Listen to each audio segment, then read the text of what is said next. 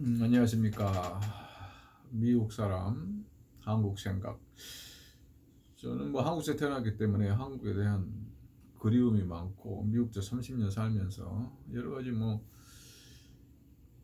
저뿐만 아니고 모든 한국 사람들이 다 그렇죠. 미국에 몸은 닿고 있지만은 아침에 일어나면 한국 뉴스 보고, 그게 좀 이상한 게, 제가 2023년 3월, 4월 달 2달 동안 한국에 가 있었는데, 한국에 있는 2달 동안에는 또 아침에 눈을 뜨면 또 미국 뉴스를 또 보게 되더라고요. 그 가자마자 뭐 CNN 보고, 한국 가자마자 CNN 뉴스 보고, 여기 시카고 로컬 뉴스 보고, 또 미국에 있을 때는 또 한국 뉴스 보고, 뭐 눈에 안 보이니까 궁금해서 그러는 거겠죠. 그러니까 안 보이는 것은 궁금하다. 오늘은 지난 3월, 4월 2023년 한국에 가가지고 느낀 점을 지난 며칠 전에 2개의 영상으로, 편집 없이, 각본 없이, 사전 준비 없이 찍어가지고 보냈는데, 이것은 누구한테 보여주기 위한 것이라기보다도 혹시라도 뭐 몇 사람이라도 보면 좋고, 혹시 안 보더라도 내가 기록으로 남기고 싶은 생각이 있어서 찍은 겁니다. 오늘은 한국의 프라이버시에 대한 얘기를 좀 해보고 싶어요. 한국에서 범죄자들이 죄를 지으면은 일단 피의자라고 해요. 피의자죠. 피해자가 아니고 피의자라고 그러는데, 피의자 말을 좀 바꿨으면 좋겠어요. 헷갈리기도 하고, 뭐 또 기자들이라든지 앵커들 얘기할 때 뭐 피해자인지 피의자인지 좀 헷갈리기도 하는데, 하여튼 죄를 지은 사람이죠. 의심이 가는 사람이죠. 그 사람들 보면은 항상 뭐 인권 보호한다는 차원에서 그렇겠죠. 얼굴을 가리주고 모자를 쓰게 하고, 뭐 자기 셔츠나 뭐 아니면은 뭐 잠바 같은 걸로 이렇게 얼굴을 가리고 모자를 쓰게 하고, 그걸 그렇게 허락을 그렇게 하더라고요. 그리고 또 뭐 이름이라든지 또 사람 얼굴이라든지 이런 것들을 뭐 이모 씨, 뭐 김모 씨 이렇게 이름도 밝히지도 않고, 얼굴도 안 밝히고, 아직은 피의자이기 때문에 뭐 그렇다고 하는데, 미국에서는 말입니다. 일단 피의자가 됐든 뭐 확실히 범이 돼가지고 뭐 기소가 돼가지고 뭐 감방에 들어가든 어쨌든 간에, 모든 사람들을 다 오픈이 다 돼. 얼굴 다 나오고, 나이 나오고, 이름 나오고, 다 오픈해요. 미국이 한국보다 프라이버시에 대한 개념이 좀 느슨하거나, 안 그러면 타이트하지 않아서 그런 걸까요? 저는 그렇지 않다고 봐요. 일단 피의자라, 가해자 혹은 뭐 범인이라 하더라도, 이제 범인으로 의심되는 사람이겠죠, 피해자. 오픈하는 게 뭐 그렇게 큰 대수입니까? 나중에 아니면 그냥 풀려나면 되는 거죠. 미국은 다 그렇게, 유럽도 다 그렇게 하는 걸로 알고 있어요. 그런데 유독히 한국, 일본은 어떤 건지 모르겠는데 한국은 그런 게 좀 있어요. 그러면 한국의 뭐 프라이버시에 대해서 아주 뭐 심각하고 막 정상적인 그런 국가냐 하면 그렇지도 않아요. 뭐 예를 들면 이제 파킹장에 이렇게 파킹을 하잖아요. 그러면 이제 이게 겹 파킹, 막 서로 막 얽히고 설키고 파킹하니까, 나중에 먼저 들어온 사람의 길을 막으니까 아침에 일어나면 뭐 못 나가고 기다리고 있고 이러면, 윈dshield, 앞유리 창에다가 전화번호를 적어 놓더라고요. 미국이나 서양은 그건 프라이버시한 전화번호기 때문에 절대 그럴 수가 없죠. 적어 놓을 수도 없고 적어 놓으면 또 큰일 날 수도 있고 그런 게 프라이버시 아닌가 싶은 생각이 들기도 하고 또 제가 한국에 있는 동안에 보니까 버스를 탔는데 이미 그때는 3월달 4월달이기 때문에 올해 2023년도 이제 4월 초부터인가 그 실내에서도 그리고 대중교통에서도 마스크를 안 쓰도록 그렇게 돼 있어요. 저는 뭐 미국에서 쭉 마스크를 안 썼기 때문에 당연히 한국 가서는 마스크를 안 쓰고 돌아다녔고 뭐 3월 달에는 마스크를 써라 해서 버스나 지하철 타면 썼고 이랬죠. 버스를 타고 이제 안 쓰고 가는데 이제 사람이 많으니까 이거 서가지고 어떤 저보다 나이가 조금 저희 나이 또래나 뭐 조금 많다고 그럴까. 제가 올해 70인데 내 앞에 그분 앞 여자분 앞에 이렇게 서서 갔죠. 그런데 이 여자분이 갑자기 자기 핸드백을 주섬주섬 열더만 마스크를 하나 꺼내가지고 저한테 주면서 이걸 쓰라는 거예요. 내 집에 가면 마스크 많다. 필요 없습니다. 그게 아니고 그러면서 뭐 다른 사람 다 썼는데 너는 왜 안 썼냐 뭐 이런 얘기 같아요. 이게 다른 사람의 개인의 프라이버시에 침해되는 행동인 줄을 이분은 전혀 그 인식을 못 하더라고요. 일종의 배려라고 생각을 하는가 본데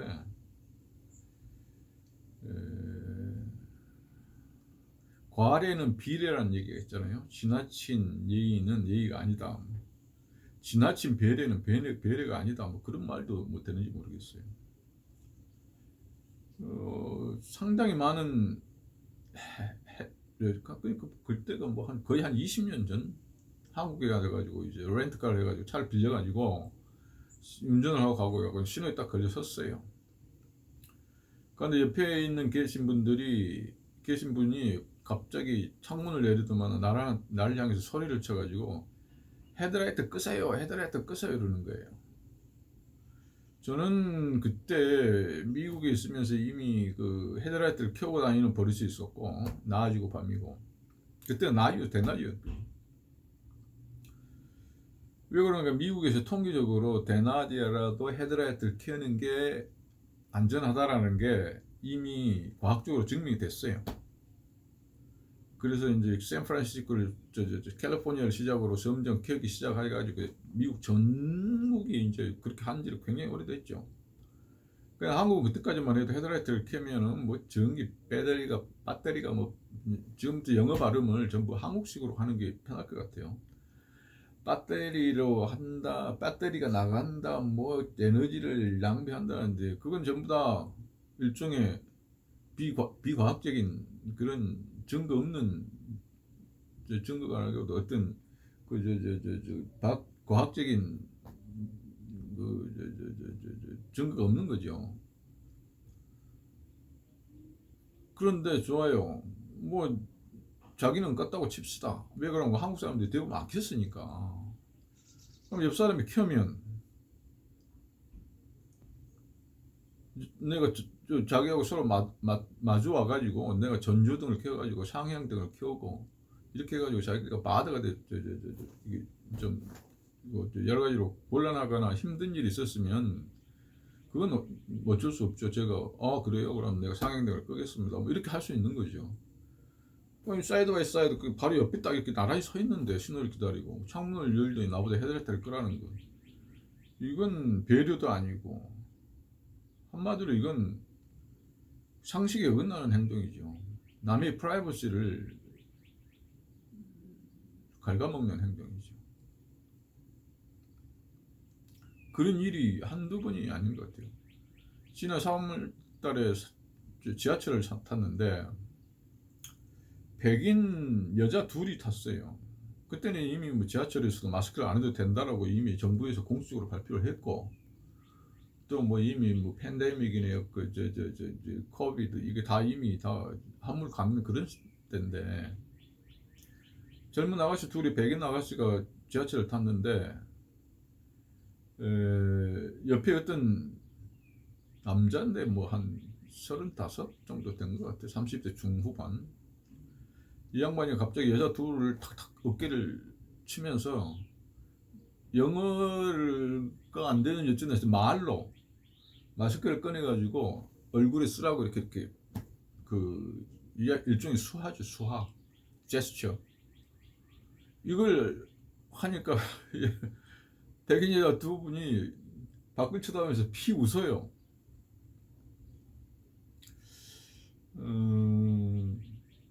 이 남자는 자기 나름대로는 뭐 지하철 안에서는 마스크 쓰는 게 좋다라는 그런 의미고 일종의 배려해서 그런 얘기를 했는지 몰라도 이것도 일종의 남의 프라이버시를 침해하는 거죠.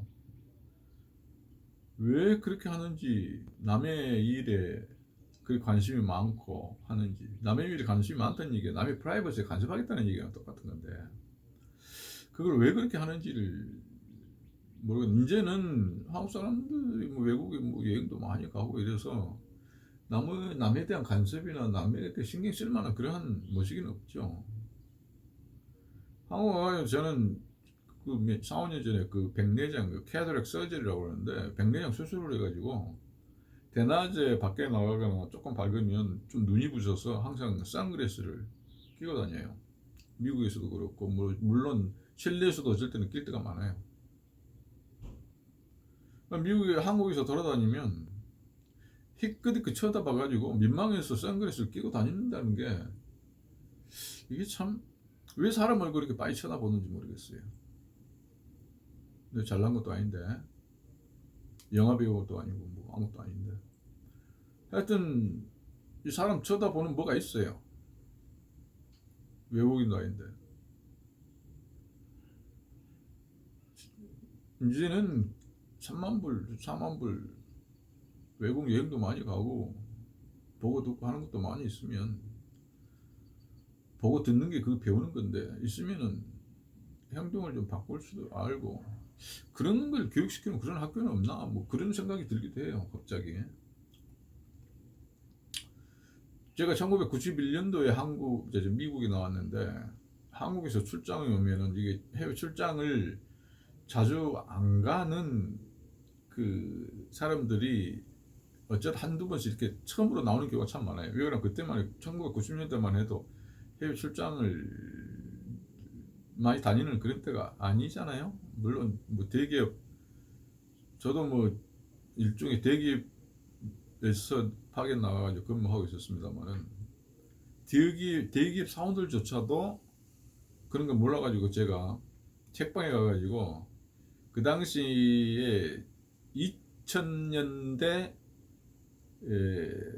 매너 이런 책이 있었어요. 그 영어로 뭐 The Manner for 2000 뭐 이런 식이에요. 그러니까 밀레니엄 해가 시작하기 전에 2000년을 위한 매너라고 그래가지고 그 책을 팔았었어요. 그래서 그 책을 하나 사가지고 필요한 부분을 카피를 해가지고 출장자한테 나눠준 적이 있어요. 식사할 때는 뭐 이렇게 하고, 뭐 뭐 남의 차를 빌려 탈 때는 이렇게 하고, 남의 차를 탈 때는 이렇게 하고, 또 뭐 좀 지금 생각하면 좀 우습기도 하고 한데, 하여튼 그런 제가 하도 답답해가지고 그렇게 한 적이 있어요. 그때가 1991년이죠.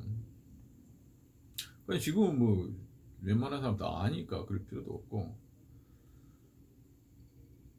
저도 미국 와가지고 뭐 한국 습관 따라 하다가 여러 가지로 낭패를 당한 경우도 많아요. 운전하다가 뭐 남한테 또 뭐 실수해가지고 그런 적이 참 많기 때문에, 물론 모르면 뭐 그 실수를 할 수 있겠다 이런 생각도 들긴 하는데, 한국 사람들이 고쳐야 될 게 그런 것 같아요. 남의 관심을 좀 꺼줬으면 좋겠다. 미국 사람처럼 개인주의 쪽을 조금이라도 더 가졌으면 좋겠어요. 너무 뭐 집단 안에서 행동을 하는 것에 익숙해서 그런 건지 모르겠는데, 하여튼 어떤 그런 프라이버시에 관한 얘기가,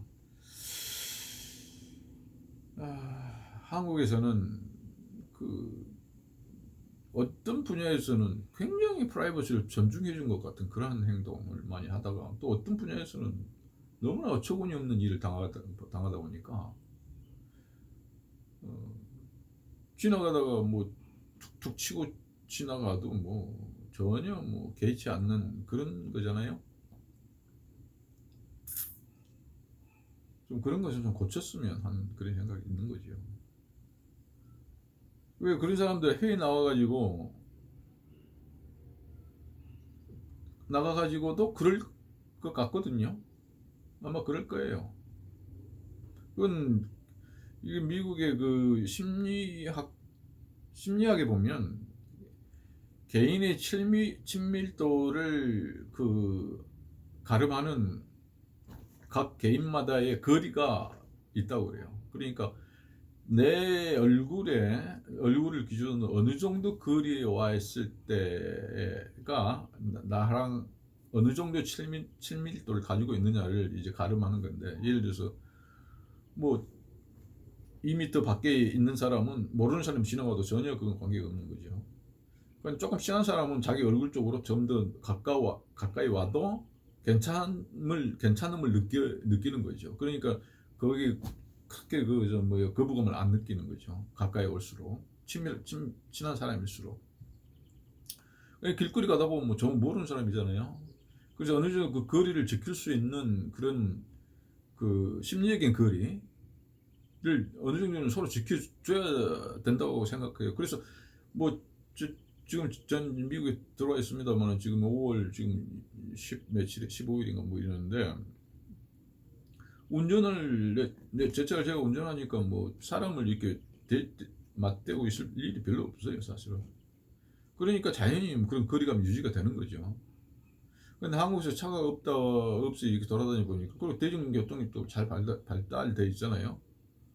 요즘은 뭐 시골에 가고 이러려면 차가 없으면 못 가긴 한데, 오히려 대중교통 수단이 옛날부터 오히려 시골은 더 줄었다고 그래요. 너무 개인 차들이 많다 보니까 수지 타선이 안 맞으니까 뭐 버스고 뭐 이런 게 잘 안 들어가 가지고, 하여튼 어쨌든 간에 뭐 지하철이나 버스를 타면은 가깝게 대할 수밖에 없죠. 그럴수록 서로 예의를 지키는 것이 서로의 프라이버시를 보장해 주는 건데, 그 경제적인 여유는 생겼는데 어떤 그런 문화적인 성숙도가 그걸 따라가지 못하는 것 같다. 그걸 조금 더, 이건 뭐 누가 교육시켜서 되는 것도 아니고, 그렇다고 신문이나 누가 광고를 할 수도 있는 것도 아니고, 방송에서 맨날 그것도 유치하게 그런 걸 떠들 수도 없고, 참 어떨 때는 이게 난감해요. 이런 것은 뭐 교육의 대상이 되는 건 아닌 것 같은데. 그러니까 인간의 기본 습성이나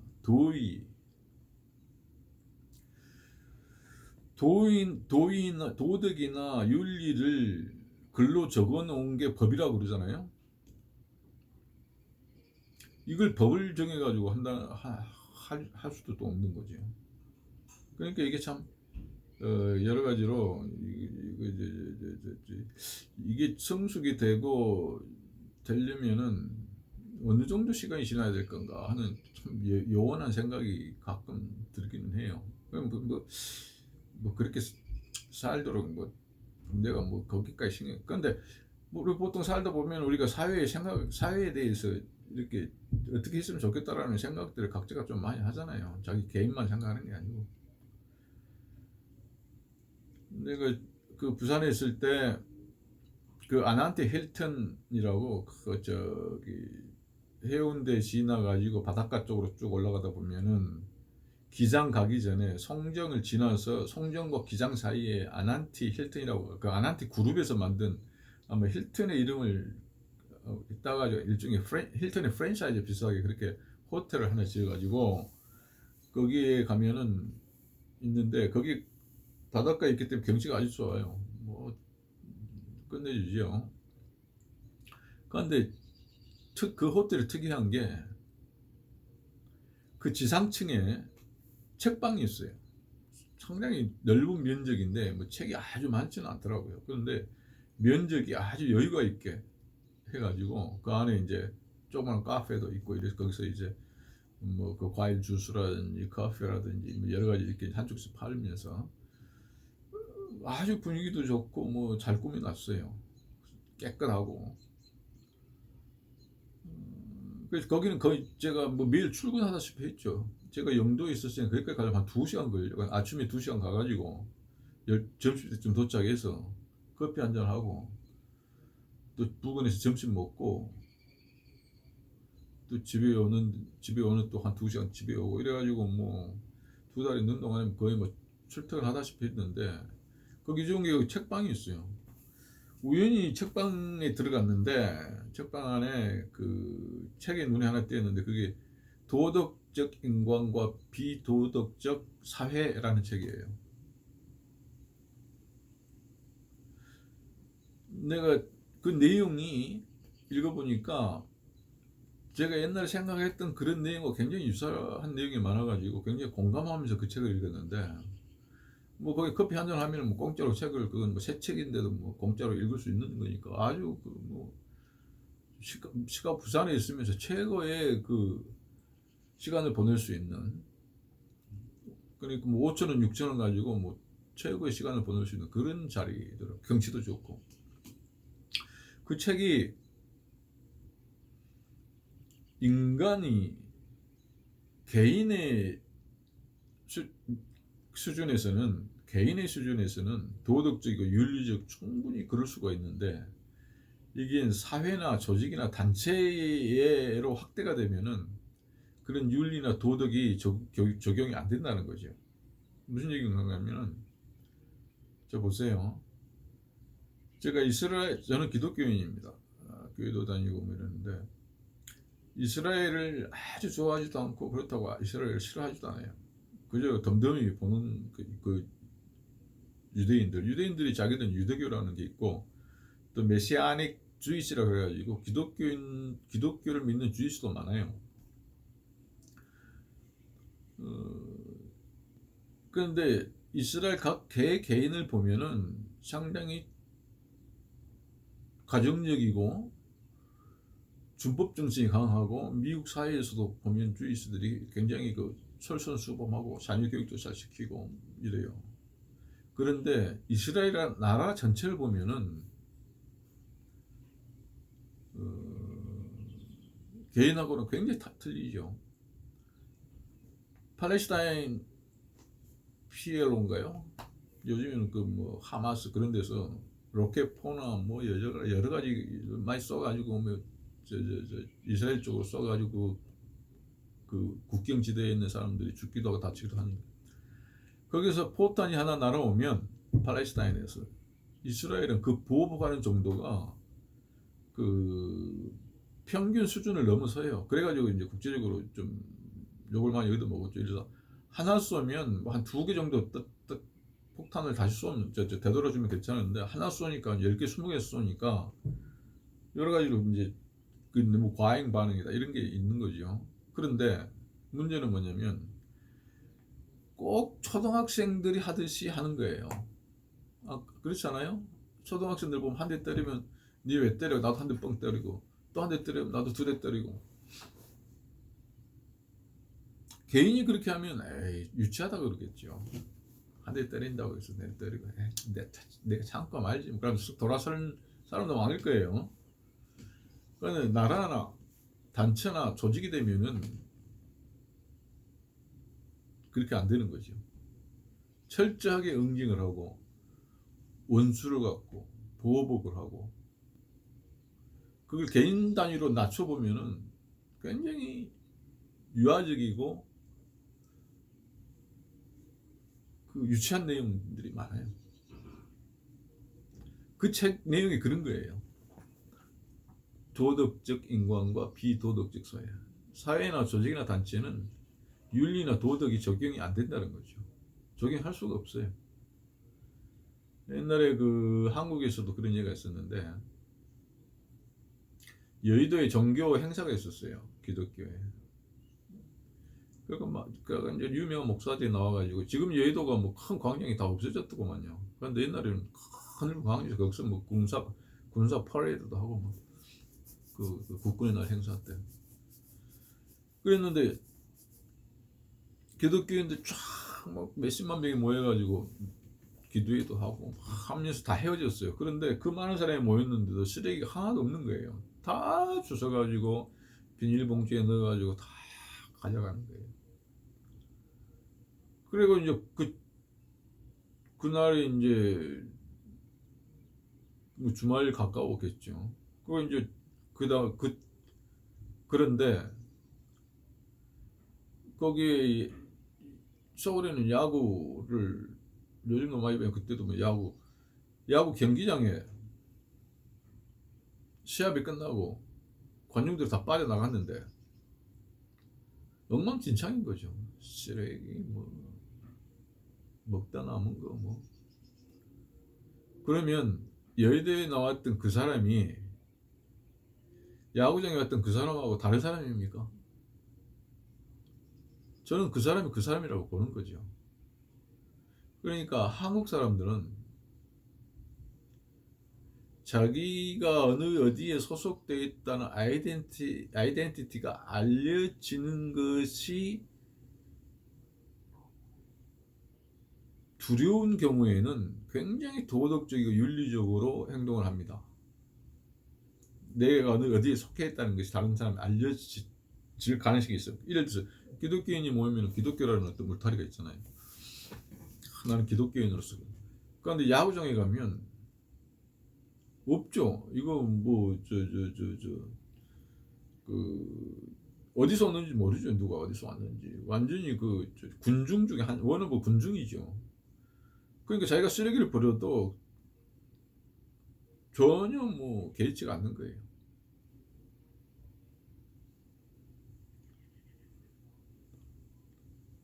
예를 들어서 어떤 단체가 야유회를 갔다가 그러면은 그 단체 이름을 뭐 프랭카드를 붙여가지고 뭐 쓰레기 같은 거 주변에 잘 할 겁니다. 그니 뭐 개인이 뭐 중구난방으로 뭐 여기저기 모여가지고 했다가 하면 또 개판 칠 가능성이 굉장히 많아요. 한국 사람들이 남의 눈치를 많이 봐서 그래요. 개인의 개성이 별로 뚜렷하지가 않고 이번에 가보니까는 지하철에 쭉 앉아 있는데 전부 운동화를 신었어요. 전부 운동화. 까맣고 하얗고 옷도 무채색이 90%. 여자분들이 약간 색 있는 옷을 입는다. 무슨 장례식장에 전부 가나? 장례식장에 전부 가나? 운동화 신는 거 보면 그런 것 같지도 않고.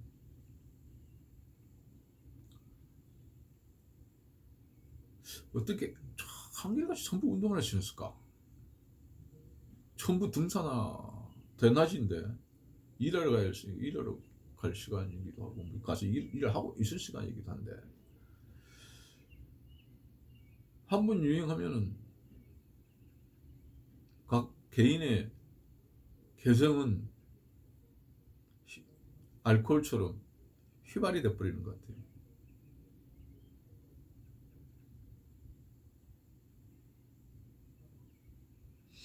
옛날에 저희 딸애가 대학교 다닐 때 한국에 여행을 가가지고 지하철을 탔는데 전부 그때 뭐 다운 코트 비슷한 거 다운 비슷한 거뭐 이런 걸 이제 많이 입잖아요. 겨울이니까. 우리 아이는 이제 빨간 걸 입고 갔는데 타가 보니까 빨간 옷을 입은 애들이 아무도 없더라고요. 그러니까 우리 처제가 제 이모죠.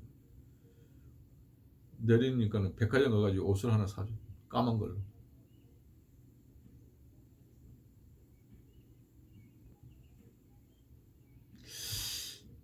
이런 나라에서 각 개인이 개성을 나타내고